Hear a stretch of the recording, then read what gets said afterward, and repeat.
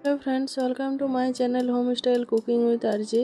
आज के रेसिपি হচ্ছে গুতম মাছের ড্রাই কারি। এখানে আমি 250 গ্রাম গুতম মাছ নিয়েছি। মাছগুলি ভালো করে কেটে ধুয়ে লবণ এবং হলুদ দিয়ে মেখে নিলাম। মাছগুলি ধোয়ার সময় অবশ্যই লবণ মাখিয়ে ধুয়ে নিতে হবে।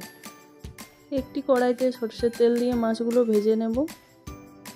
মাছ ভাজা হয়ে গেছে। এবার কড়াইতে আর কিছুটা তেল নিয়ে দিয়ে দেব 5 ফোড়ন এবং একটি মিডিয়াম সাইজের কুচি করে রাখা পেঁয়াজ। পেঁয়াজ ভাজা হয়ে গেলে একটি টমেটো কেটে দিয়ে দেব এবং পরিমাণ মতো লবণ দেব। এরপর দেব 1 চামচ আদা রসুন বাটা, 1 চামচ হলুদ গুঁড়ো, 1 চামচ ধনে গুঁড়ো, 1 চামচ জিরে গুঁড়ো এবং হাফ চামচ লঙ্কা গুঁড়ো।